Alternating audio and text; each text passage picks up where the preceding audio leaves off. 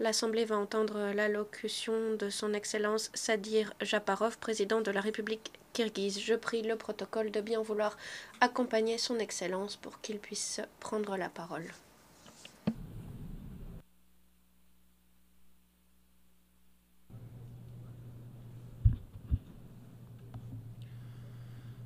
Урматтуу генералдык катчы, урматтуу төраға, урматтуу айымдар.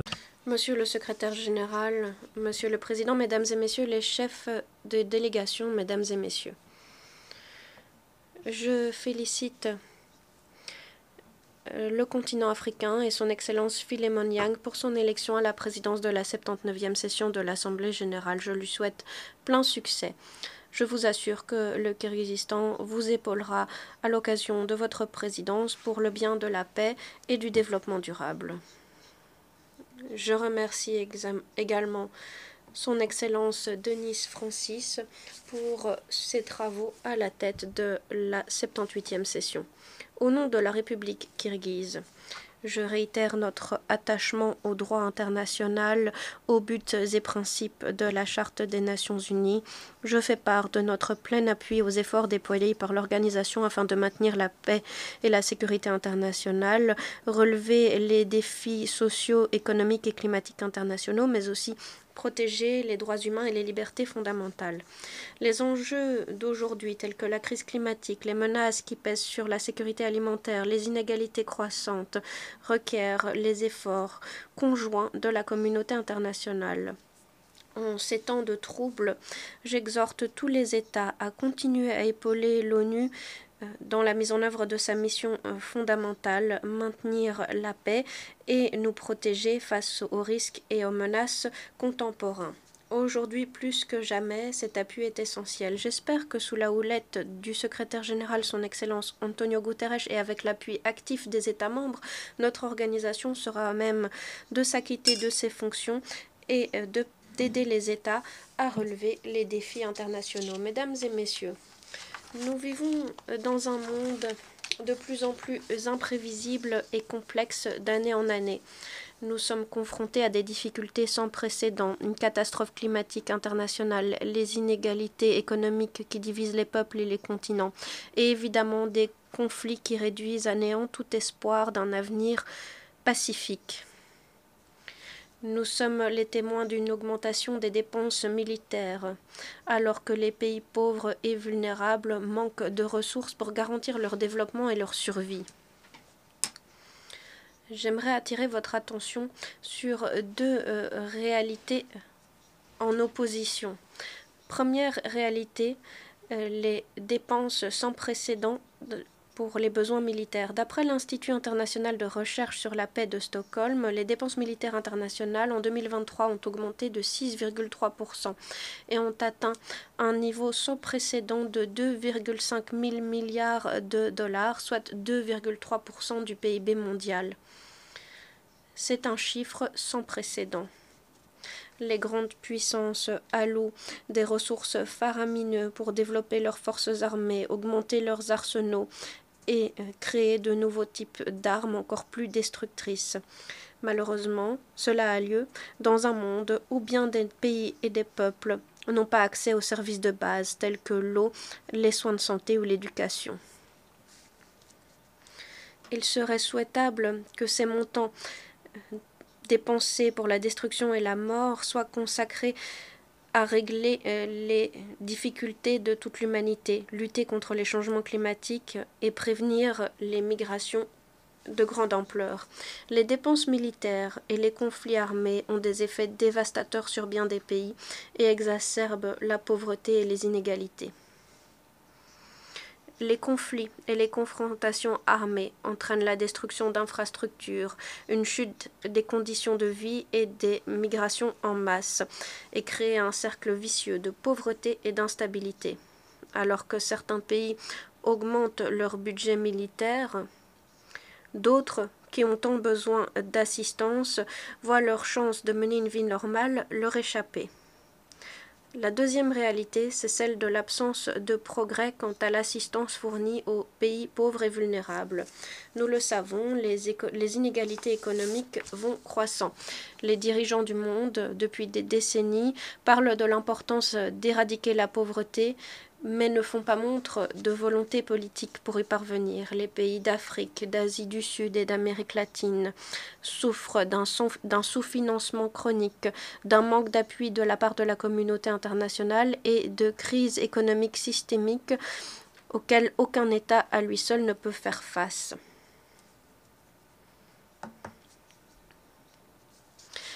Les pays au niveau économique les plus bas ont grand besoin d'investissements dans les soins de santé, l'éducation, les infrastructures et la lutte contre les changements climatiques. Toutefois, face à cette augmentation des dépenses militaires, l'assistance fournie à ces pays est insuffisante. L'assistance humanitaire et les programmes d'assistance au développement sont souvent sous-financés. Et ces ressources, quant à elles, sont utilisées pour acheter des armements et mener des opérations militaires. Au lieu de diminuer les inégalités entre les pays, on constate que le gouffre des inégalités se creuse. Nous sommes face à un choix. Nous pouvons faire le choix d'augmenter notre sécurité en augmentant nos dépenses militaires, ou nous pouvons faire le choix du développement durable avec pour objectif d'éradiquer la pauvreté et de venir en aide aux plus vulnérables. Si ces ressources allouées aux besoins militaires étaient plutôt consacrées à l'assainissement de l'eau, à l'éducation pour les enfants dans les pays en développement, à la lutte contre la famine ou à la lutte contre les changements climatiques, nous pourrions véritablement changer la donne. Afin de progresser, le rôle de tous les pays est essentiel. Premièrement, les nations développées doivent augmenter l'assistance financière à ceux qui en ont besoin, mais aussi se concentrer sur des projets de développement des infrastructures et de développement social. Deuxièmement, les pays dans le besoin doivent participer activement aux initiatives de développement durable et s'engager à utiliser les ressources de façon efficace plutôt que de les dépenser sans objectif. Troisièmement, nous devons garantir le transfert des technologies des pays les plus riches vers les pays les plus pauvres. Cela devrait permettre aux économies en difficulté de se développer et de réduire la dépendance à l'assistance extérieure. Nous sommes aujourd'hui les témoins de conflits géopolitiques qui entraînent une augmentation des dépenses militaires, mais surtout qui témoignent de l'importance de la coopération internationale. Si la communauté internationale parvenait à unir ses efforts pour distribuer les ressources de façon équitable, aider les États vulnérables et s'atteler aux causes profondes des conflits armés, nous pourrions créer un monde plus sûr et plus prospère. Si nous faisons le choix d'investir dans le développement durable, l'éducation, les soins de santé plutôt que dans les armements, nous pouvons indubitablement créer un monde prospère. Il est grand temps de repenser nos priorités sécurité internationale. La sécurité ne dépend pas d'armées fortes ou d'armes de destruction massive. Nous pouvons garantir la véritable sécurité grâce à la confiance, l'égalité et la prospérité des nations. En investissant dans l'avenir des pays les moins avancés, en mettant fin à la pauvreté, en créant une égalité des chances et la croissance durable, nous pouvons créer un monde plus stable et durable. Il est selon moi essentiel que la communauté internationale tienne compte des questions de développement durable dans les pays du Sud.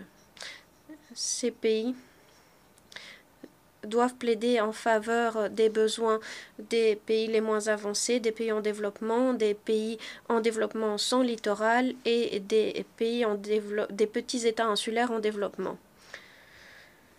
Chers collègues, l'une des menaces existentielles qui pèsent sur notre planète est celle des changements climatiques. La situation se détériore de jour en jour et concerne le monde entier. La fonte des glaces, l'augmentation des catastrophes naturelles, les ressources en eau qui se tarissent et la perturbation des écosystèmes sont autant de phénomènes préoccupants. Les conséquences négatives menacent les communautés locales, font augmenter les niveaux de pauvreté, détruisent nos infrastructures et nos économies nationales. Le Kirghizistan fait face à une triple difficulté: la nécessité d'investir dans le développement, de réduire la pauvreté et de s'adapter au changement climatique pour parvenir à la neutralité carbone. Chacun de ces secteurs nécessite des financements bien particuliers, et ce, alors que nous devons garantir la résilience climatique de notre pays et de nos communautés vulnérables. Nous avons l'intention de coopérer avec nos partenaires pour atteindre nos objectifs. Le Kirghizistan propose de renforcer des mécanismes d'échange d'aide en faveur de l'environnement. C'est de cette façon que nous devrions permettre aux PMA de lutter contre les changements climatiques.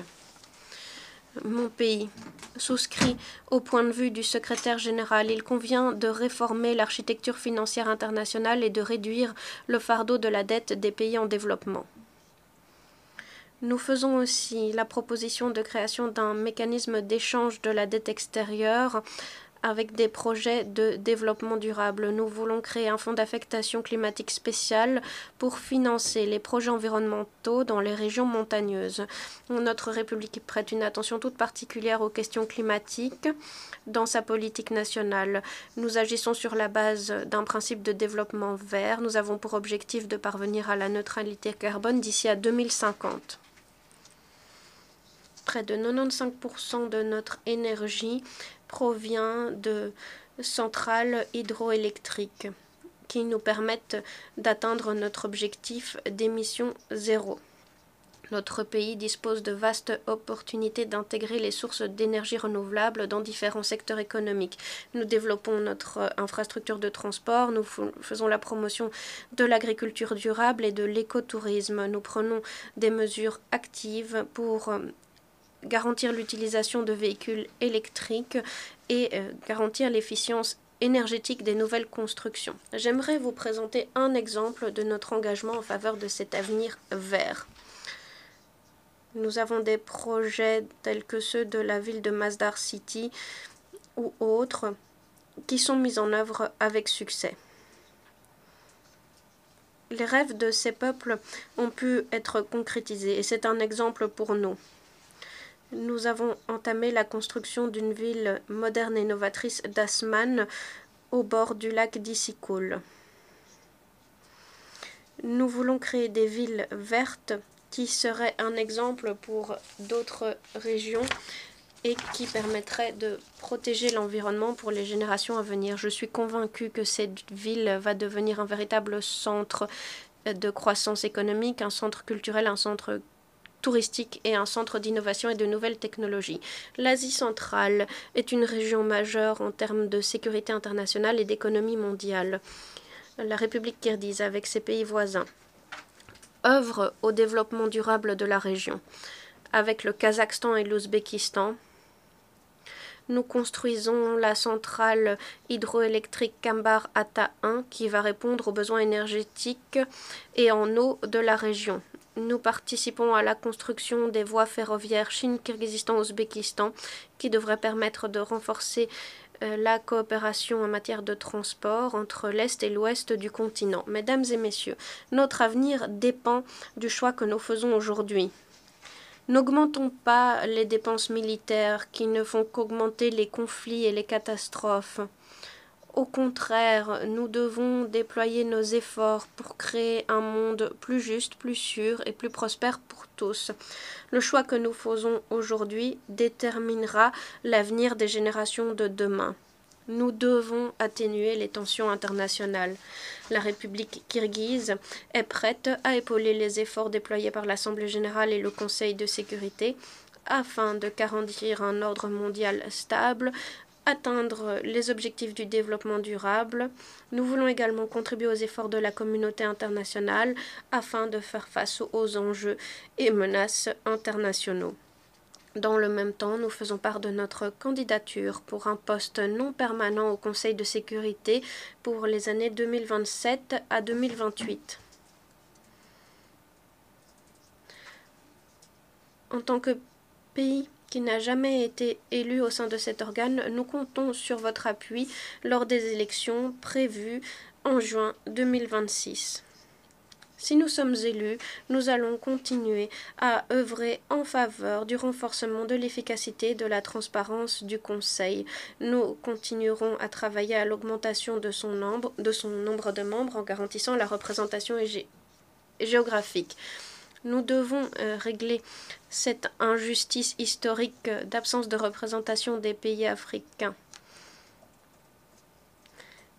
Près de 60 États membres, y compris le Kirghizistan, n'ont jamais pu être élus au Conseil de sécurité. À l'occasion du sommet de l'avenir, nous avons insisté sur l'importance des objectifs du développement durable et sur la nécessité de leur mise en œuvre. Le Kirghizistan s'est engagé en faveur de la mise en œuvre du programme du développement durable à l'horizon 2030. Nos réalisations témoignent de notre volonté d'atteindre ces objectifs en tenant compte de nos priorités nationales et capacités financières. Les ODD de l'ONU ont été intégrés dans notre stratégie nationale de développement du Kirghizistan d'ici à 2040. Nous écrions des possibilités de développement socio-économique durable. Nous prévoyons la numérisation, le renforcement de l'entrepreneuriat, l'adoption de nouvelles technologies respectueuses de l'environnement pour les générations d'aujourd'hui et de demain. Le 22 juillet, nous avons adopté une législation sur la protection des droits et le financement des entrepreneurs privés et des investisseurs étrangers. Il s'agit de réglementer différentes activités commerciales et de sanctionner les actions suivantes: le refus de s'enregistrer auprès de l'État, le refus d'octroyer des permis, les restrictions illégales et injustifiées imposées à des activités ou les ingérences dans les activités d'investisseurs ou d'entrepreneurs privés. Des sanctions sévères sont prévues par cette nouvelle législation. Il s'agit de peines de prison pouvant aller de 2 à 5 ans, la saisie d'avoirs ou des amendes sévères. L'année prochaine, mon pays présentera son examen volontaire national au sujet de la mise en œuvre des ODD. Nous sommes prêts à faire part de notre expérience, à discuter des progrès obtenus. Nous aspirons à être parmi les 30 pays du monde à avoir concrétisé les ODD d'ici à 2030. En tant que pays montagneux, nous attirons l'attention de la communauté internationale sur les questions de développement durable dans les régions montagneuses, et ce depuis l'an 2000. Grâce à notre initiative et notre appui, et l'appui des pays montagneux, un plan d'action sur 5 ans pour le développement des régions montagneuses est en cours de mise en œuvre de 2023 à 2027. Je vous invite à participer à ce projet. Je vous invite également à participer au 2e sommet des montagnes internationales, Bishkek plus 25 en 2027, où nous pourrons faire le bilan des progrès. Nous faisons la promotion d'initiatives afin d'intégrer les questions des montagnes et du climat à la CNUC. Mon pays redouble d'efforts pour protéger le léopard des neiges, le symbole du développement durable à long terme de notre région. En décembre 2023, le léopard des neiges a été reconnu comme symbole du Kirghizistan. Avec 11 autres pays abritant cette espèce, nous protégeons cet animal unique et je suis ravie de vous indiquer que nous allons présenter à l'Assemblée générale une résolution établissant la Journée internationale du léopard des neiges. Je vous invite à appuyer cette initiative. Les habitants des régions montagneuses sont confrontés à bien des difficultés: pénurie d'eau, insécurité alimentaire, pauvreté et accès limité aux services de base. Ces pays ne devraient pas être laissés pour compte. Nous appelons la communauté internationale à agir de façon active. Chers collègues, mesdames et messieurs, l'heure est venue pour la communauté internationale d'édifier un nouveau consensus fondé sur la confiance et l'unité. En guise de conclusion, j'aimerais vous faire part des mots de Manas qui appellent à l'amitié, l'unité, la solidarité parmi les peuples. Unissons-nous en un seul corps. Lorsque nous sommes unis, nous sommes prospères. Je vous remercie de votre attention. On behalf of the Assembly, Au nom de l'Assemblée, je remercie le président de la République kirghize.